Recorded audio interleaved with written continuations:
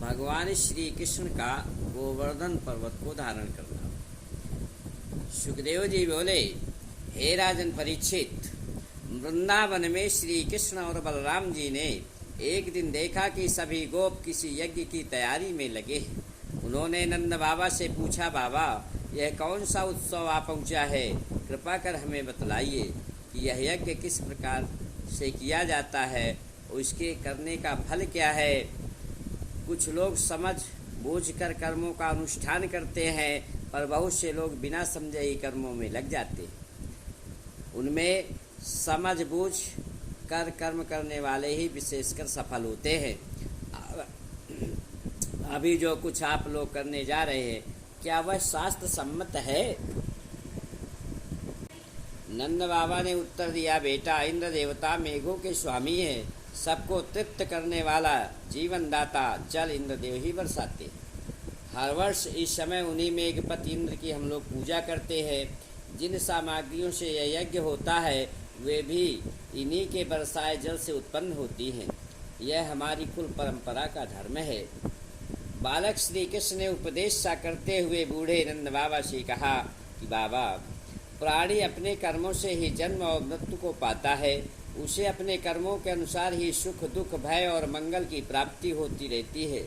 यदि कर्मों को ही सब कुछ मानकर उससे भिन्न जीवों को कर्म फल देने वाला ईश्वर माना जाए तो वह कर्म करने वाले को ही उनके कर्म के अनुसार फल दे सकता है। कर्म ना करने वालों पर उनकी प्रभुता कुछ नहीं चलने की। यदि सभी प्राणी अपने कर्मों के फल ही भोग रहे हैं तो हमें इंद्र की क्या आवश्यकता है। जब वह पूर्व संस्कार के अनुसार मिलने वाले कर्म फल को बदल नहीं सकता, तब उसी से क्या प्रयोजन। मनुष्य को उचित है कि पूर्व संस्कारों के अनुसार अपने वर्ण तथा आश्रम के अनुकूल धर्मों का पालन करता हुआ कर्म का ही आदर करे। सत्व रज और तमोगुण की प्रेरणा से ही मेघ सर्वत्र जल बरसाते हैं। उसी से अन्न उत्पन्न होता है और अन्न से जीवों की जीविका चलती है। इसमें भला इंद्र का क्या लेना देना है, वह कर ही क्या सकता है। श्री कृष्ण जी की यह युक्तिपूर्ण बातें गोपों ने बड़ी प्रसन्नता से मान ली। उन्होंने ब्राह्मणों से स्वस्ति वाचन कराकर वही सामग्री गिरिराज गोवर्धन को भेंट कर दी। कुछ काल बाद वे श्री कृष्ण के साथ ब्रज लौटे आए। जब यह बात इंद्र को विदित हुई तब उसे बड़ा क्रोध आया। उसे अपने पद का अभिमान था। वह अपने आप को त्रिलोक का ईश्वर समझता था। अतः उसने प्रलयंकारी मेघों को ब्रज पर बरसने की आज्ञा दे दी और स्वयं भी नंद के ब्रज का नाश करने के लिए पराक्रमी मरुदगणों के साथ वहाँ पहुँचा। इंद्र की आज्ञा से मेघ ब्रज पर अत्यंत वेग से मूसलाधार पानी बरसाने लगे। चारों ओर जलियाँ चपकने लगी।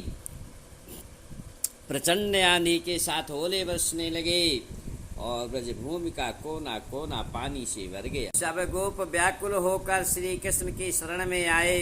भगवान ने जब देखा कि वर्षा, ठंड और ओलों के आघात से सारे गोप पीड़ित हो रहे हैं, तब उन्होंने उनकी रक्षा करने और उसे निभाने की अपनी प्रतिज्ञा स्मरण कर खेल ही खेल में गिरिराज गोवर्धन को उखाड़कर उसे बाएं हाथ पर एक उंगली पर धारण कर दिया।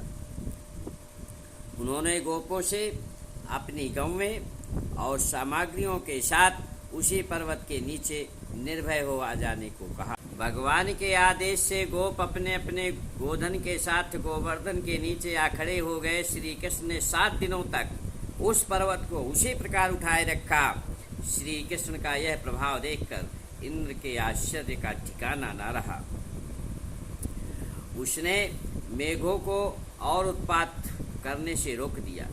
वर्षा बंद हो जाने पर जब सारे गोप पर्वत के नीचे से बाहर आ गए, तब भगवान ने गोवर्धन को फिर अपने पूर्व स्थान पर रख दिया। माता यशोदा, रोहिणी, नंद बाबा और दूसरे गोपों ने स्नेहातुर होकर श्री कृष्ण जी को गले लगाया और आशीर्वाद दिए। हे राजन, भगवान श्री कृष्ण का ऐसा अतुल प्रभाव देखकर इंद्र का गर्व जाता रहा। वह उनके पास आए और हाथ जोड़कर स्तुति करने लगे कि हे भगवान, आपका स्वरूप परम शांत, ज्ञानमय, निर्गुण एवं विशुद्ध सत्यमय है। हे प्रभु, मुझे क्षमा करें। मुझ जैसे अज्ञानी भक्ति मार्ग का आश्रय लेकर ही आपका भजन करते हैं। आप सर्वंतर्यामी, पुरुषोत्तम, विशुद्ध ज्ञान स्वरूप हैं। मैं आपकी शरण में हूँ। देवराज इंद्र ने जब भगवान श्री कृष्ण की इस प्रकार से स्तुति की, तब उन्होंने कहा, इंद्र, तुम ऐश्वर्य मत से मतवाले हो रहे थे, इसलिए मैंने तुम्हारा मानभंग करके तुम पर अनुग्रह ही किया है।